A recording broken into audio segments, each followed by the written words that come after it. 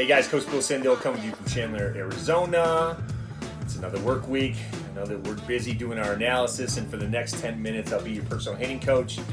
And today we're going to talk about what a viewer sent in. And again, guys, I want to keep telling you, keep these questions coming, because your questions are the reasons why I'm going to make these videos and continue to go down this road. But the question I came in was mastering the art of barrel turn. You keep talking about barrel turn as being this. So we're going to talk about unlocking the power and mastering the art of barrel turn and why it produces so much power. And I'm going to give you the elements behind it as the reasons why it's so important that you learn these tools now as a young player. So when you get older, you'll already have mastered the barrel turn tool, because there's so much out there. People talk about knob to the ball, push your hands to the ball, get the barrel to the ball. But coaches don't understand. It's not about any of those things. So we're going to talk about that in the videos today, so stay tuned. Show them the curve. Okay guys, so mastering the art of barrelhead speed. That's what we're going to talk about today, because the elements behind it, and it's such a great question, right? When I talk about barrelhead speed, I talk about why it's important, and this is how you're going to unlock your power, right? So what's the first thing we have to learn when we talk about, mastering the art of barrelhead speed? What's the first thing we need to talk about? So in this video, we're gonna dive deep into the science, some of the science behind the barrel turn and why it produces so much power. So the first element of that is going to be the hand pivot point. A lot of guys, especially when I grew up, I was taught to push knob to the ball and then get my hands pushing forward. We're going to talk about the hand pivot point. We're going to talk about one-legged as compared to two-legged hitting. And then we're going to talk about the launch and why it's important to stay back and to receive the ball as compared to go forward and get the ball. We always talk about, there's a difference between forward and forward in the way you hit, which is how most people are taught. And there's a difference between going forward and staying back before you launch. So let's dive into that. So the first thing we're going to talk about, obviously in the elements, is going to be the hand pivot point, and why the hand pivot point is so important to unlocking and mastering the barrelhead speed.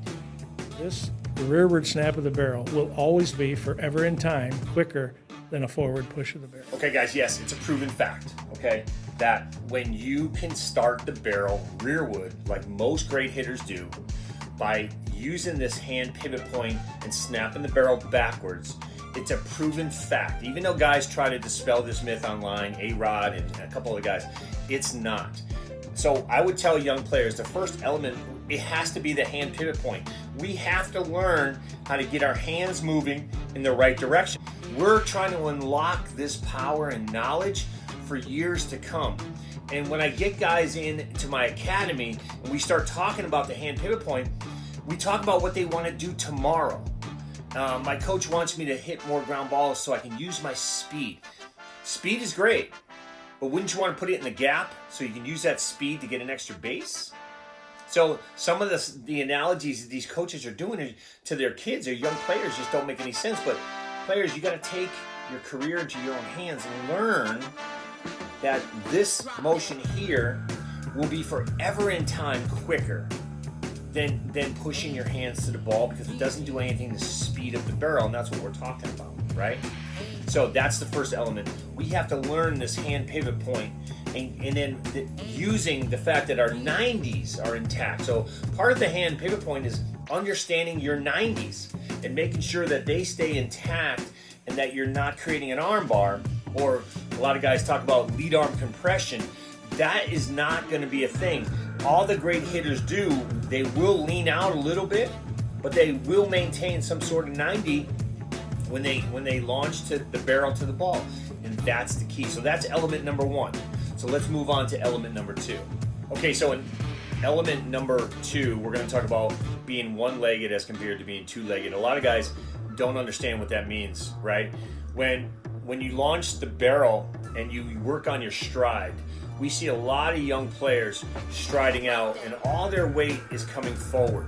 When you can leak forward prior to swinging, you create this stop action where you're going to stop and then you're going to try to swing, and it all just kind of accumulates at once. That's why your timing is always messed up, is because you shift forward or you stride forward and your weight comes forward, and then consequently your hands will come forward, and then we're trying to push because we're late to the ball, and that's what we call, panic swings. We call it pushing when we talk about panicking, to try to speed up your hands to get to the ball, when in reality, being two-legged is not going to help you hit for power, and it's not going to help you with adjustability, and that's the biggest thing. So what we always talk about is you either have a forward and forward motion, which is wrong, or you have a forward back motion, so you can set your hands in your hand sets, and then you're ready to launch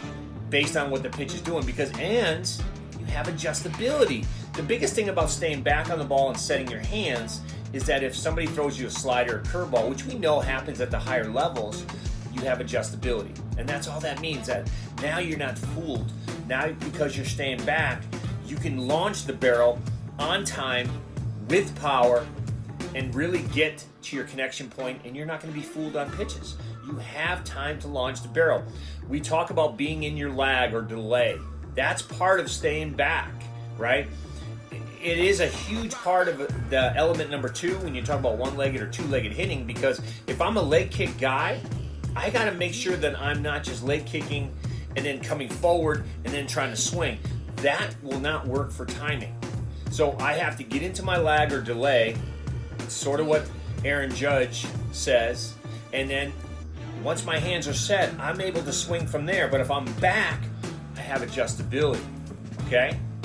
So let's look at this quick clip, and then we'll go on to element number 3. Front toss, to kind of help with my load and feeling comfortable being early, I like to do a couple, kind of a hang drill. Like I basically get in my position where I'm hanging, I'm on this back side, and I kind of go off of you. Now when you go to toss, that's when I get into that position, and kind of like coaches talk about like that slow and early, like this. I'm slow and I'm early in this position. So now, if I fast forward to the game, like,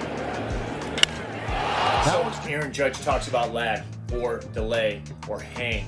He says he likes to do a hang drill where he just sits on his backside, works off the guy throwing front toss, and then when he gets to the game, he's ready to launch from here.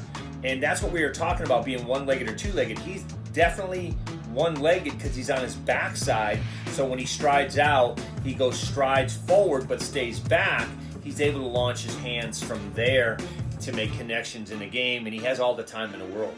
Okay, so let's talk about launch. Element number 3.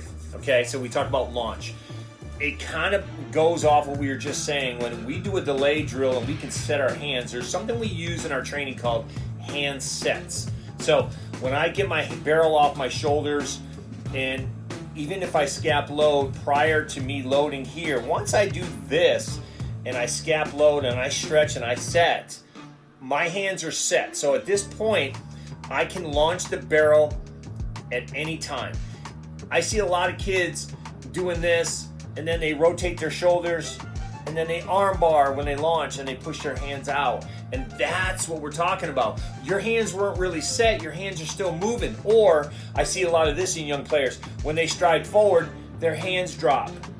And then they try to swing all fast and quick, and they don't understand why they're not timing the ball, right? So I always tell my guys, when you're in your delay, set your hands. So if my hands are set, it doesn't matter what the pitcher's doing. If he wants a quick pitch or throw, I'm still going. I can still go from here and launch as quick as I can. Then everything we talked about early in element 1 has to take place. That launch of that rearward launch of the barrel and everything, my 90s are intact, and then I get to my connection point. There's a term we use in my training called getting to your 6, which is basically you're getting to your 6 o'clock position, which we're not working in a Ferris wheel, in a merry-go-round situation with our swing. A lot of coaches like to talk about staying level to the ball. Well, that's not how the ball enters the hitting zone. the ball enters on an 8-degree drop, so we have to be on an 8-degree up.